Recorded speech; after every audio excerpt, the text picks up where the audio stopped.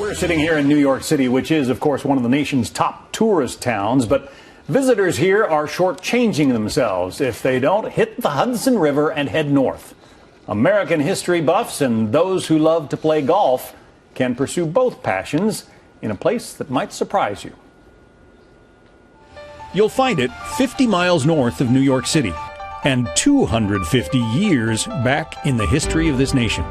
George Washington found this to be what he called the key to the continent, and that thought if he could control West Point and control, therefore, the Hudson River against the largest navy and the largest army in the world, the British Army and Navy, that we could secure the United States. And it was an 8-year war in the Revolution.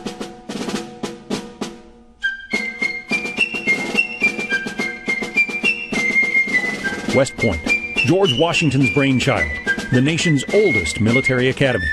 Known for its distinctive stone architecture and iconic cadet chapel, it has trained some of the best of those who led American soldiers in wartime. Grant and Lee, Pershing and Patton, MacArthur, Eisenhower, Petraeus and Odierno. And now it's a place where America's wars and those who fought in them are memorialized in one of America's favorite games.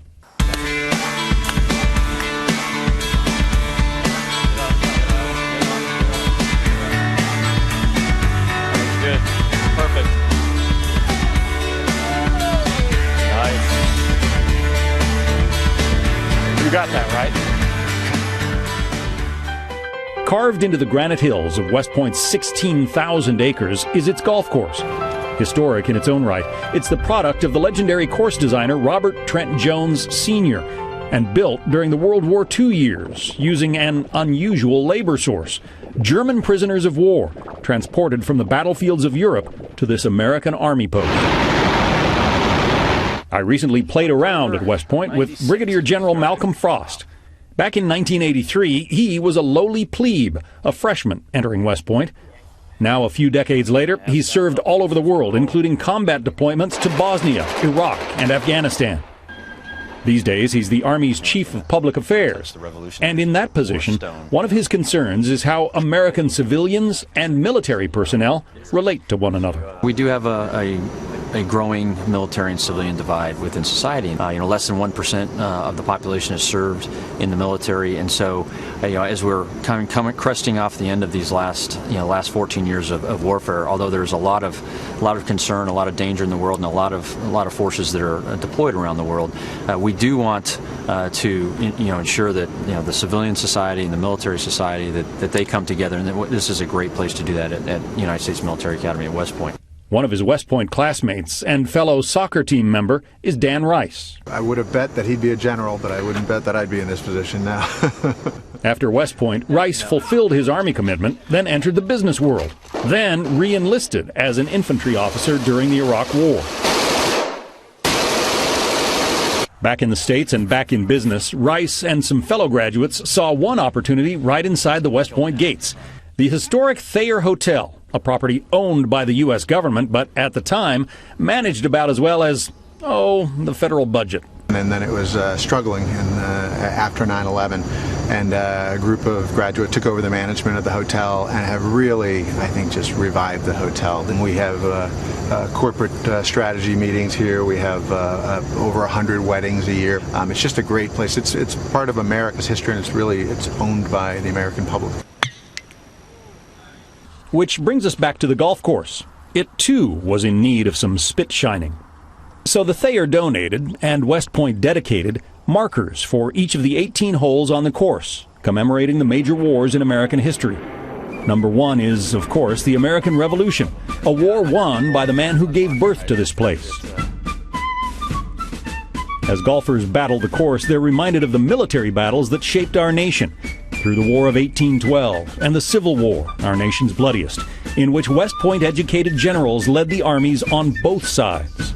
There's a lot of soul searching in terms of whether to stay loyal to the Union or secede with the South, and for a lot of cadets, it took their individual states to secede before they decided to go with the South. I think that significance of the brother on brother the bonding that you get, the esprit that you have, and how close you know each other here. It's just incredible to see that although you have the North and the South, you have the Confederacy and the Union, but to know that they're close personal friends, they understand their habits, they understand their strengths and weaknesses, it's pretty significant. Through World Wars I and II, Korea, and the Cold War, golfers arrive at the 13th hole, commemorating Vietnam. Still America's most controversial war, led much of the time by a controversial commander, General William Westmoreland, who not only graduated from West Point, but also served as its superintendent. A lot of people would like to forget Vietnam, but it's important for places like West Point to remember. It was those leaders that came out of that war, took those lessons, stayed with it, and bore the next couple generations of leaders that you see today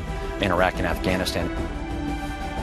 I mean, it is a gorgeous campus and steeped in such history. So the Thayer Hotel, anyone can go and stay there, correct? Yeah, it's inside the gates of West Point, but you can stay there, and they have a great Sunday brunch. I will say that. In our second hour, I'm going to show you the end of the West Point golf course and really what are some of the first monuments to the wars that are still hot involving American forces, Iraq and Afghanistan. Yeah. In our first hour, we took you to West Point, the historic United States Military Academy. West Point is many things, including the oldest continuously occupied military post in the nation.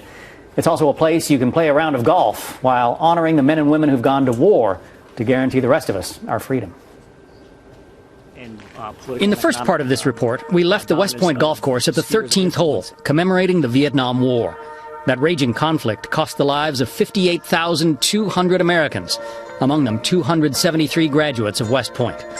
After the Paris Peace Accords ended the war in April 1973, American forces would see more than a decade of quiet, until communist Cuban troops overthrew the government of a tiny Caribbean nation. And in response, President Ronald Reagan ordered the invasion of Grenada. Grenada, we were told, was a friendly island paradise for tourism. Well, it wasn't. It was a Soviet-Cuban colony being readied as a major military bastion to export terror and undermine democracy. We got there just in time. For General Malcolm Frost and Dan Rice, both West Point graduates, the 16th hole has particular meaning.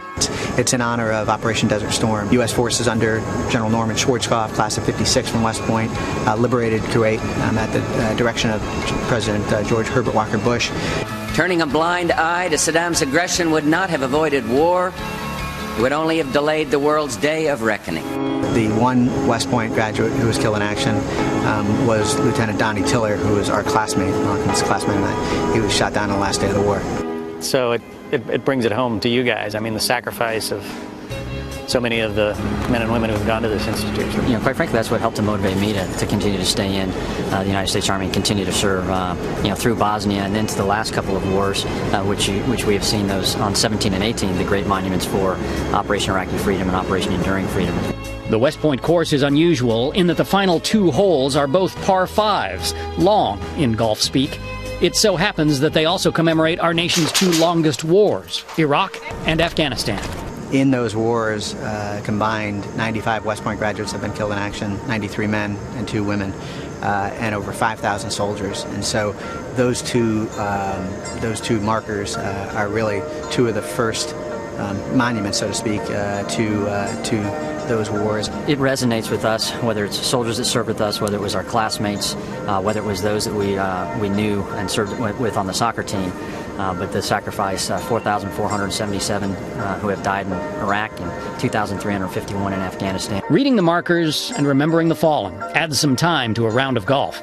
But here, that's expected and perfectly acceptable. So no course marshal is going to be hustling people along if they're pausing to read the markers. Those markers are there for a reason. So you get a lot of different aspects. I mean, you get a great outing with buddies, or maybe with your company, or just with friends or family. But you also get a tour of history, and you do it at a national landmark here at the United States Military Academy at West Point. It might surprise you to know that this course, rich in history and historical markers, and on West Point property, is open to the public. The fact that West Point has been a place that has chosen to honor the current wars that we have just most recently served in as well is pretty significant. And then the history from hole 1 to hole 18, and then this beautiful venue, the golf course itself here on historic West Point, the United States Military Academy. It's open to the public, and we hope to see a lot of the public here. Golfing on the West Point course is quite inexpensive by New York standards, and the money actually goes into the fund that provides recreation programs for West Point cadets. So it's a round of golf you can feel good about. Plus, it's easy to get a tee time, which is also unusual in New York. I have some more information about the course and about the Thayer Hotel on our website if you want to check it out, foxnews.com/happeningnow.